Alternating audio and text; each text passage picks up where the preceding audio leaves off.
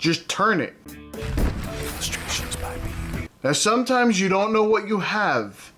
You're just drawing, you're doodling, it's not turning into anything. Sometimes it turns into landscape looking thing, or it turns into a little creaturely thing. But sometimes you're just doodling, you're like, I don't even know what this is. It doesn't make any sense to me. It's not really interesting the way it is. You don't know what to do. Well, today I'm going to show you what to do. You turn the thing, whichever way you want to turn it. I'm going to show you how I did that. I was doodling, I was drawing, and it just didn't make sense to me. I couldn't wrap my head around what was happening in the drawing, and I didn't really like it. Then I just turned the page, and all of a sudden, there it was. It came alive, and I knew exactly what it was, and you'll see how this works out. All right, let's get into it. Okay, so you already know what's going on in this one. I've already told you. I started this doodle. I had no idea what was going on. And then when I turned it, I saw something. I said, okay, that's interesting. I was originally trying to just do a doodle using a little bit of circles, a little bit of squiggly lines, which I will do another video on that, but it just wasn't making sense to me. I've done some of these very successfully in the past, and I was going to try and bring it here to the channel, and it just didn't work out the way I wanted. But then when I turned it, everything kind of worked out. Everything ended up being what it needed to be. I saw something, I put in a little bit of background, and that was the end of that. It's just a little bit of ink drawing is all this is. So I'm going to use, since you already know what's happening here, I'm going to use this time to go through a couple of old notes, the things that I wanted to talk about in videos that I've never talked about. I don't know why, I've just never done that.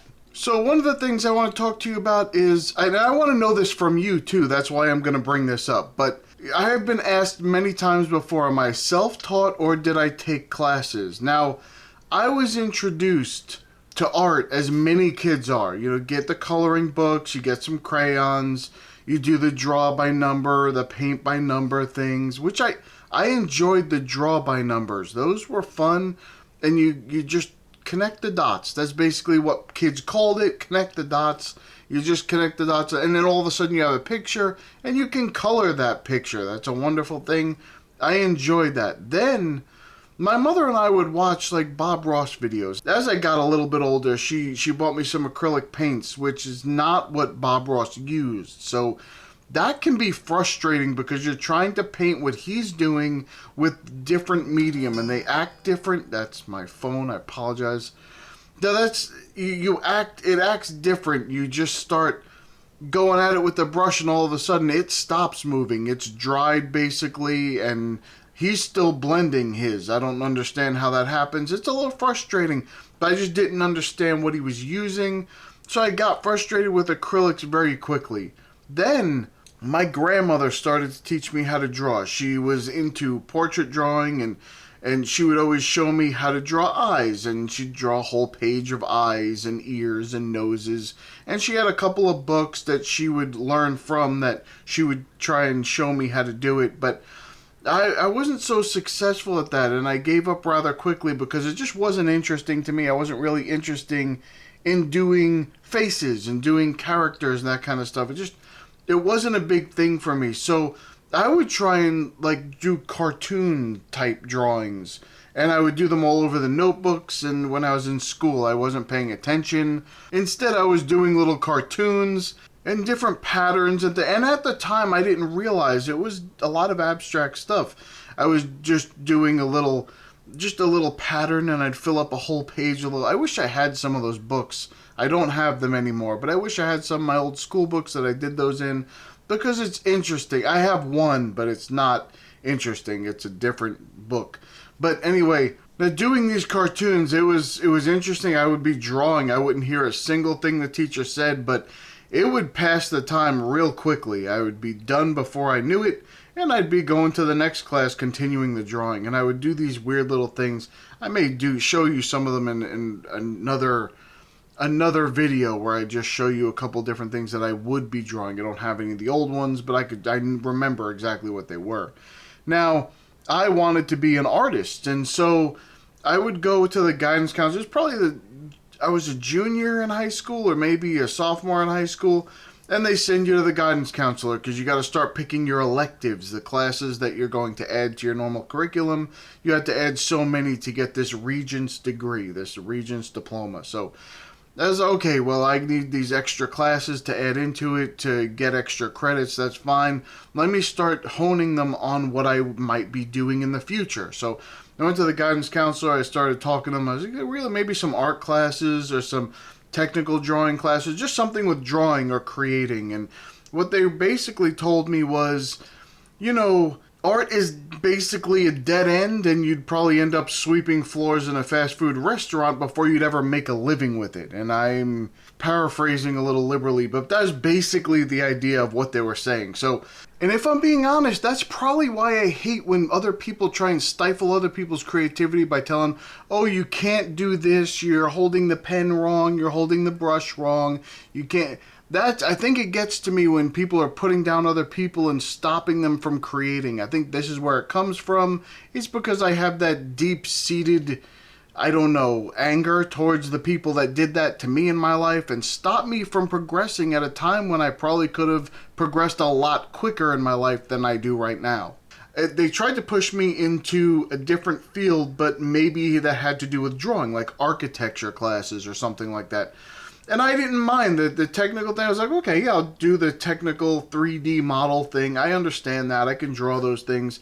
But it was one area of my life that I didn't want the structure and the rules. So I did it well, but I dropped it very quickly. And after high school, I really even didn't think about drawing until about 15 years later, when I found some art channels on YouTube, and then I fell in love with art all over again. Other than those videos and a few online workshops, I've never really taken any classes. Now, when I say online workshops, I mean where they just say, okay, today we're going to just learn how to draw an apple. And you just take the skill of drawing an apple and you apply it to everything else. And so those things, but then when I really started to get back into it, I didn't do the Apple thing. I did do the Apple thing a couple times. But I mean, I wanted to do something. I thought that I couldn't do the abstract stuff anymore. I thought that I had to do more realistic stuff. And that's what I had to do from now on, because now I'm an adult. And now I have to do things that are a little bit more representational in order to get people's respect. First of all, you say you're an artist, you get no respect anyway. People don't care. They're just, oh, you're one of those people. Okay. So then you tell, oh, no, but look, I do the realistic. Oh, that's realistic. I like that. It reminds me of a bird, or it reminds me of that place I used to go to out in the, out in the meadows or whatever. But I would also say that anyone who is even self-taught, you're still taught in one way or another. So in other words, I can't take all the credit, because I'm standing on other people's shoulders. And there are things I do now that I learned from Bob Ross when I was watching him. That all of a sudden I say, okay, I can do things a little bit differently now. And as long as I do it the way that I want to do it, it doesn't really matter how I do it, so long as the end result is okay. So, and I think art videos have been a favorite source of learning for me. I think watching other people create things that maybe I would like to create, I think that's been a great source of inspiration for me. So that's what I wanted to do. I wanted to create a channel where people could be shown it's okay to not do something maybe representational. It's okay to learn something your own way. And here's just many different ways to do it. If you look at my videos, there's not one way I ever do anything. There's a lot of different ways that I try, a lot of different mediums, and that may not be the way that you're shown to use them. But I like to explore, I like to experiment, and I take as much time on that thing as I want, and then I move on to something else. If it starts to bore me or I want to try something different, I just go do it. It's not like in a classroom, it's different. When you go to a school, in an art school, okay, you have to do this. And oh, you're drawing. I hate this stuff. But they're like, oh, you have to draw bigger. You can't keep drawing small. You got to go bigger. You have to. That's what they always tell you. You have to. Let me tell you something. You don't have to do a damn thing. You can get a little 4-inch by 2-inch book and draw in that if you want to. It's your art. You do it however you want to do it. I'm not saying you can't benefit from going bigger once in a while and just trying to experiment with it. That's fine. But no one should ever tell you you have to do that. That's not There's no rules here. This is not a thing. There are some basic concepts to keep in mind, like upping your contrast and having some composition that's interesting and decent, those kinds of things. But really, other than that, there's no rules there. And I like the freedom of being able to find something I enjoy, and if I want to, I can spend months on it. Or if I do it and I'm like, oh, this is really, I do a couple pieces, is really not for me, then I can put it aside and go back to something that's fun, even if I'm going to pick that up again later to keep trying it. I don't have to try that. And I'm not saying that you shouldn't work on yourself to get better. You should always do that. Always try and make your art better and more interesting. That's a big key. But it doesn't mean that you have to use the exact same thing all the time. And it's a shame that when you go into an art class, that's not what they do. They don't find what you're interested in and show you how to do that better. They tell you what you should be interested in and then tell you how to do it better, even if it's not the way that you would want to do it. But that's the difference. When you learn under someone, they think that their way is always the best way. You'll hear them say that, oh, I had this epiphany moment when someone told me to do it like this, and I think everyone should now do it like this. But what you don't understand, and I think I've said this before, is that if you have always done it like that, exactly how they've done it, then when you do it a different way, that'll be an epiphany for you, and you'll think that everyone needs to do it that way, because it's based on your experience, or the art is based on your experience. It's, oh, I got it when this happens, so then everybody must get it when this happens. That's not always the case. Everybody learns differently. Some people are already starting at that point, so when they go the other way, that's when they really start to learn. So you don't have to teach them everything. You can just have them focus on what they are already interested in so that it breeds that creativity in them and they can experience more. And if they say, you know what, I don't want to do this, I want to maybe try this medium. Okay, good. Let's set you up with this medium and let's let you experiment with that and just explore that a little bit and see if you like that and see how far you can go with it. I think it's important to make sure people are interested and loving what they're doing when they're creating art. You can tell when someone is just going through the motions. A lot of times, a lot of the realistic people that do the realistic art, I don't mean realistic people, all people are real. I mean, you know what I mean, the realism artists, when they are just going through the motions and they hate what they're doing and they're just, oh, I can't wait till this piece is over, I just want to get it done with. You see that a lot with like colored pencil artists because it takes so long to do something big in colored pencil. And a lot of them have to do other mediums after that. They can't go right back into another colored pencil piece because it's just too much for them, or they got to go smaller, or it just, they need a break, and that's okay. There's nothing wrong with that. You just need a break sometimes. You find something that you like and do that for a little while longer. So in the comments, I want you to tell me if you are someone who has done something because you've been taught, or if you do it because you're self-taught, or if you're self-taught by reading books, or self-taught by watching videos, or how did you get into art? How did you get to where you are today? What do you do to get there? And when you want to learn something new, where do you go? Do you go take a class at some college, like a night class or something? Do you go to a local art studio and try and take a class? Do you do it online? I think online is just, it's a wonderful thing. The only thing is, it's hard to get actual feedback all the time because you can get immediate feedback in a classroom when you're doing something and you're like, wait a minute, I can't figure this out. Hey, come over here. How do I do this? That's different than, you know, if you're on an online class, it just takes a little bit longer. Then you're like, oh, wait, I got to send an email. Here's my piece. I take a picture of it, upload it, send the email. The person needs time to review it. Then they look at it and, okay, a couple days later, they get back to you. Maybe try this. Then a couple days later, you actually try it. So it takes a little bit longer. There's nothing wrong with that. And I would enjoy that. I don't like the whole, you know, someone standing over my shoulder while I'm trying to do something. I can't stand that.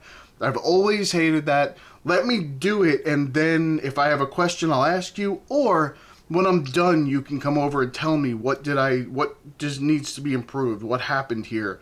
There's something different that needs to be fixed. And let me tell you, just because it's abstract art does not mean you don't need critiquing. It doesn't mean that you don't need people to look at it and say, oh, I would have done this.